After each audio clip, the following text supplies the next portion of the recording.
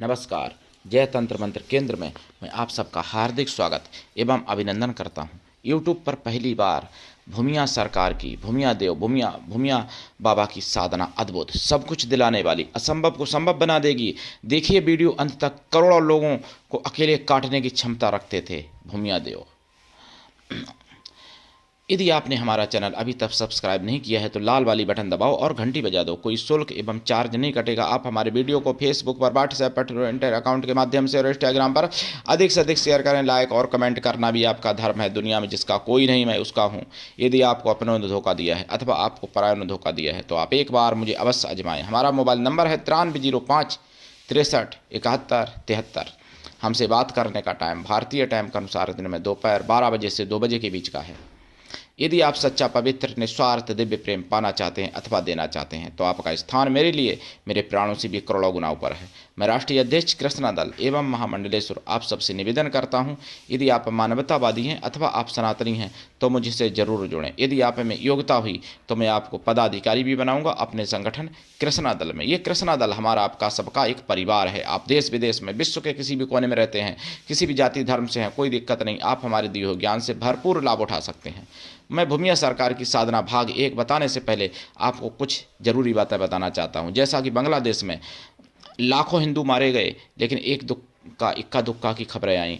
अभी चंचल को उन्हीं की दुकान में, चंचल सो रहे थे अपनी दुकान में, मुसलमान घुसे अंदर। चंचल हिंदू थे, मुसलमान घुसे, उनके ऊपर पेट्रोल डाली, आग लगा दी, शटर बाद में गिरा दिया और बाहर खड़े होकर देखते रहे, हंसते रहे और बाद में चले गए। ये हो रहा है बांग्लादेश में हिंदुओं के साथ। बांग्लादेश में जो हिंदुओं के साथ हो रहा है, बांग्लादेश वाले हिंदुओं भी आपकी तरह सोचते थे कि मैं और मुसलमान भाई भाई हैं। जैसे आप सोचते हो ना, मेरा अब्दुल ऐसा नहीं है, कि मेरा आफ्ताब ऐसा नहीं है, कि मेरा मतलब ये नहीं है, वो नहीं है, मेरा भाईजान है। तो मैं क्या बताऊं, वहाँ भी ऐसा ही लोग सोचते थे। वहाँ हुआ, यहाँ भी हो रहा है गुपचुप से। यहाँ किसी दिन आपके घर पर भी हो सकता है। आप अपनी बारी का इंतजार मत करिए, इससे पहले आप जाग जाइए, ना कि आपका नंबर आए, आपकी माँ बहन, आपकी बेटी, आपकी पत्नी के साथ बलात्कार हो आपकी आंख के सामने। ऐसा ना हो पाए उससे पहले आप जाग जाइए, ज़्यादा अच्छा रहेगा मेरे प्रिय भाई बहनों। और आपकी एकजुटता ना होने के कारण सरकार, चाहे आप डबल इंजन की नहीं, आप 4 इंजन की बैठाल दो, सरकार कुछ नहीं करेगी जब तक आप एकजुट नहीं होंगे। दिल्ली की मैं घटना बताऊं, मैंने सुदर्शन चैनल पर सुना है, जागो में। दिल्ली में एक हिंदू भाई की बेटी 12-13 साल की और 21-22 साल का मुस्लिम शकील नाम का बहला फुसला के उसको ले जाता है।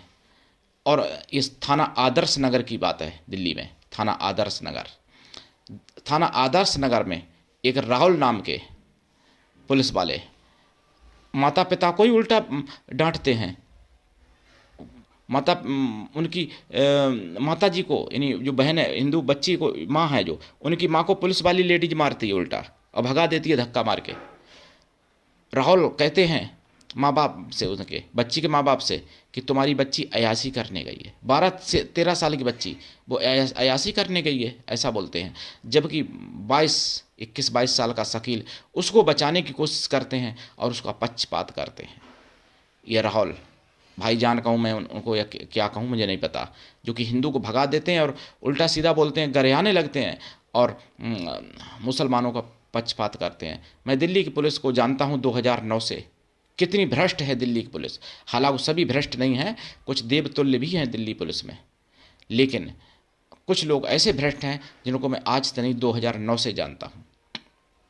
मेरे प्रिय भाई बहनों, मैं आपको बताऊं, आप एकजुट रहिए, जागिए, दूसरों को जगाइए। सनातन धर्म की आवाज़ है, इसलिए जन जन तक पहुंचाइए। आप सबका चैनल अकेले हमारा नहीं है, इसलिए इसको आगे बढ़ाइए, बच जाओगे।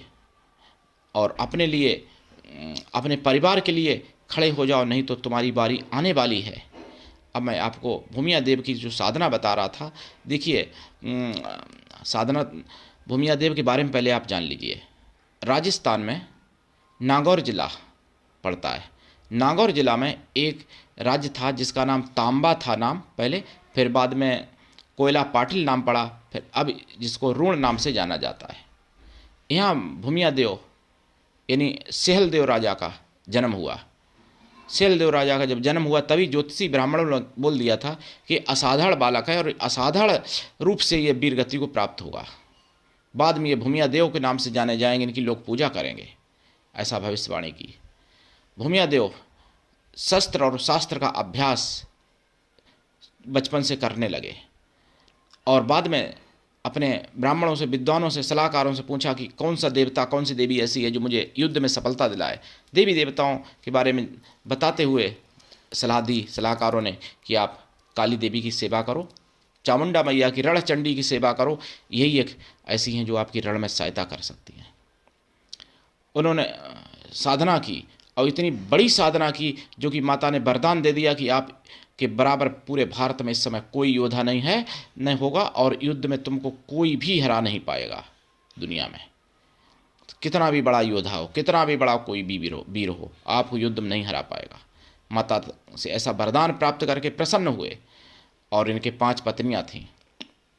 अलाउद्दीन खिजली जो था, अलाउद्दीन खिलजी जो था, खिजली ऐसे ही नाम होते हैं इनके सुगरों के। तो इसकी नियम था, इसका एक नियम था, कोई प्रथा इसने चला रखी थी कि जिसकी शादी होगी, विवाह होगा राजा का, उसकी रानी की डोली पहले इसके पास आएगी, अलाउद्दीन खिजली के पास, खिलजी के पास। तो ये खिजली जो था, खिजली सुगर, ये बहुत दुष्ट था, मतलब सतीत्व नष्ट करता था ये खिलजी। और ये खिलजी जो है कुछ दिन रखता था उन रानियों को, ताकि बाद में मन भर जाता था तब राजा को वापस कर देता था। तो किसी ने बताया इनको कि तुम्हारी इच्छा पूरी हो सकती है वहाँ से, जो है कोयला पाटिल से। कोयला पाटिल में राजा है जिसकी 5 रानियाँ हैं। उसने तुरंत संदेश भेजा, धमकी भरा संदेश, कि आप अपनी रानियों को मेरे हरम में भेज दो कुछ दिन के लिए, नहीं तो फिर युद्ध के लिए तैयार हो जाओ। उनका खून खौल उठा शैलदेव महाराज का, और शैलदेव ने कहा कि मैं युद्ध करेंगे।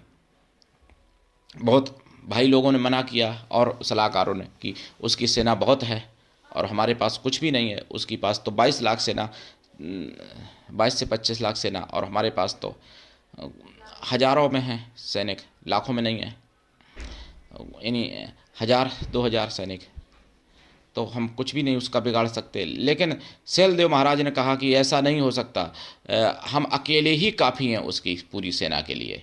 मैं ऐसा राजा हूँ, ऐसा नहीं हो कि गीदड़ों से डर जाऊँ। संदेश मैं जवाब दे दिया कि ऐसा कभी नहीं होगा और उनकी परछाई भी नहीं आपको मिलेगी। शैलदेव का संदेशा पहुँचा इस सुअर के पास, खिलजी के पास।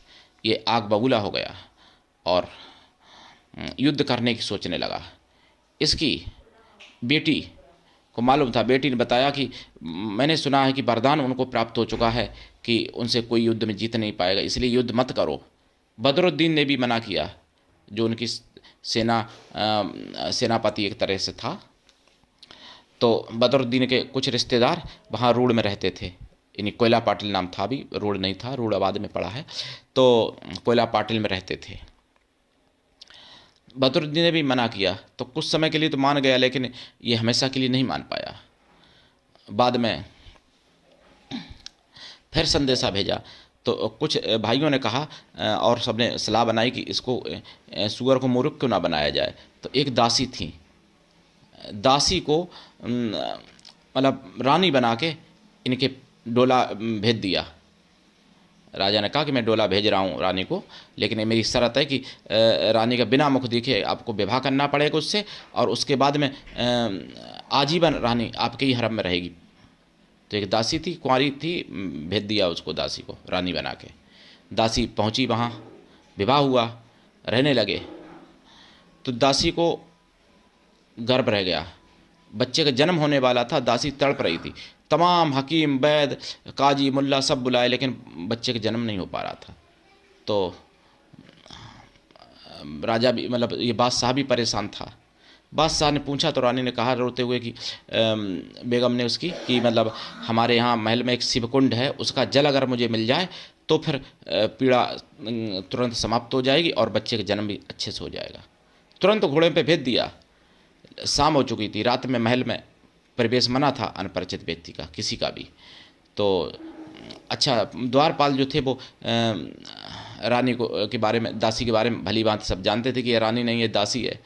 तो उन्होंने गंदे नाले का पानी भर के दे दिया व्यंग में, मतलब हास्य के रूप में, और कहा कि जाओ पिला देना अपनी बेगम को, ठीक हो जाएगी। शिवकुंड होते ही हुए नाला गुजरता है, तो शिवकुंड का पानी इसी नाले में आता है।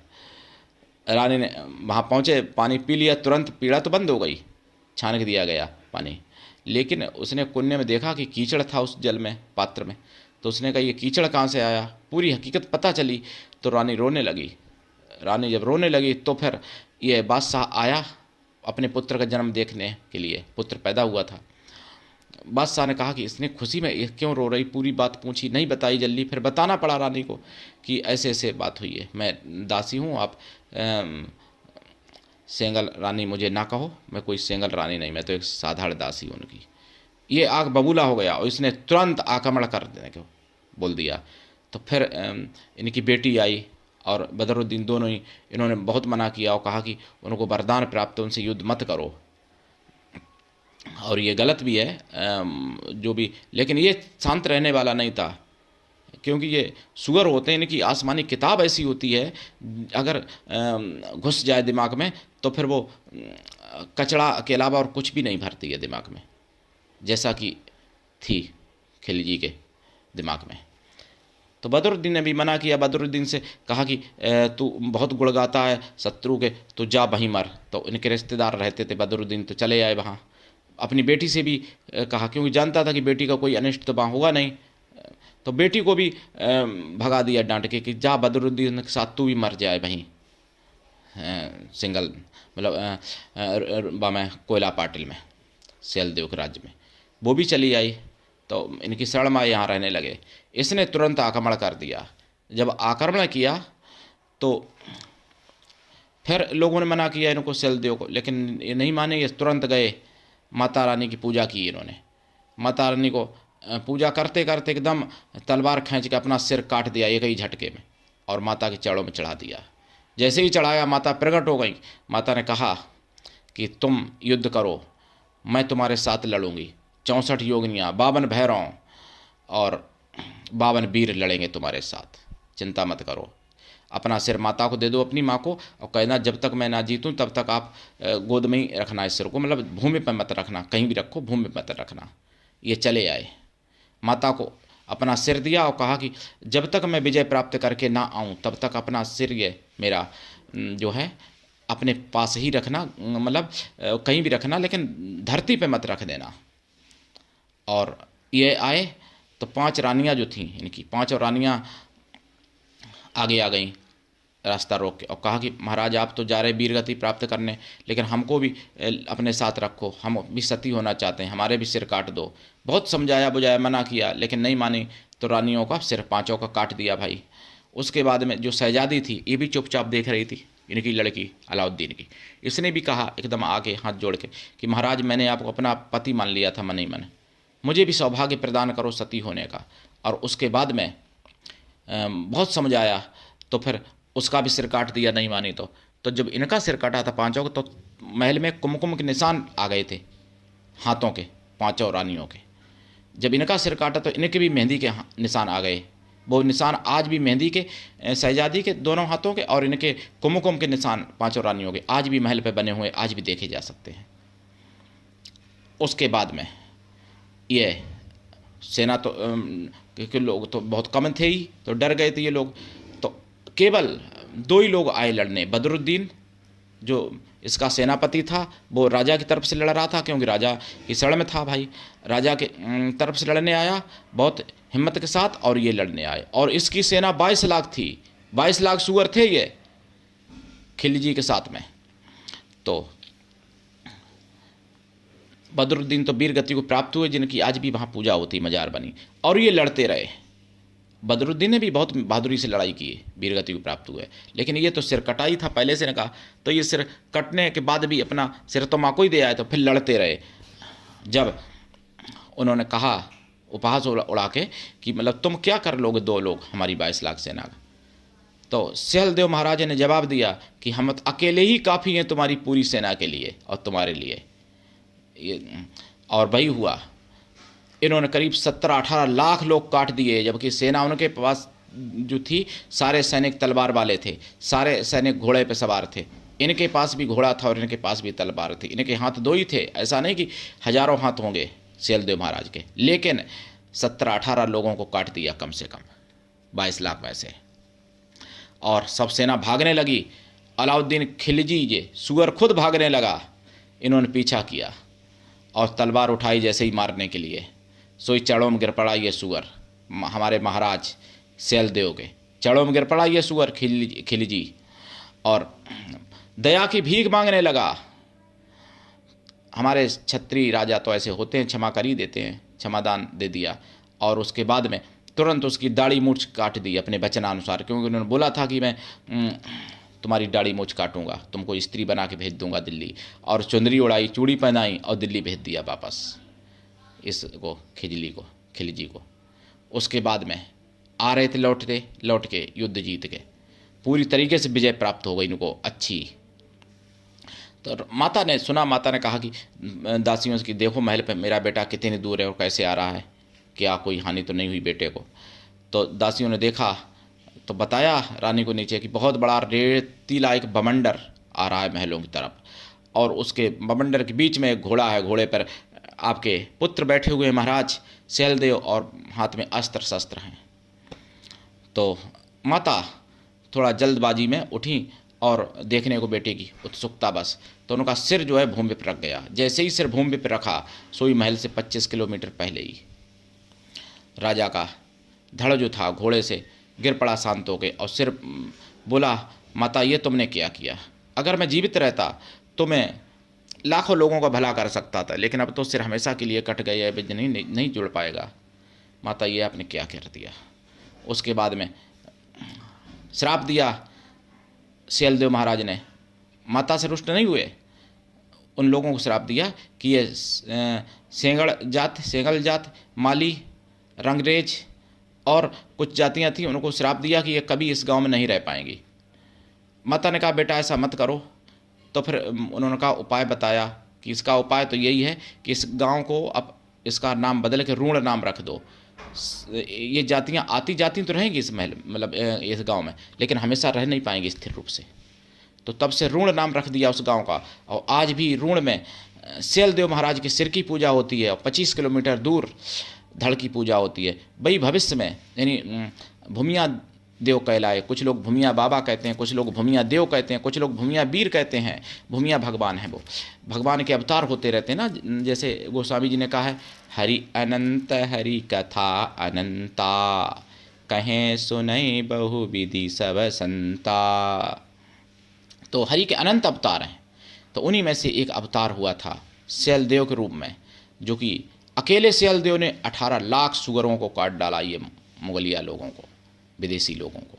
मेरे प्रिय भाई बहनों, इनकी साधना आप कर सकते हो, इनकी साधना से आप सब कुछ प्राप्त कर सकते हो। इनकी साधना जो मैंने बताई आपको एक बहुत पहले कि एक सियादेव होते हैं, पर्वताजिंद भी कहते हैं उनको, सियादेव भी कहते हैं, उनसे भी ज़्यादा लाखों गुनी ज़्यादा ये पावरफुल साधना है। और ये भूमिया देव की साधना है। कलयुग में ये पैदा हुए थे भूमिया देव, कोई और युगों के नहीं है जिन्होंने खिलजी जैसे सुअर को भी धूल में मिला दिया था। ऐसे भूमिया देव, इनकी साधना करिए।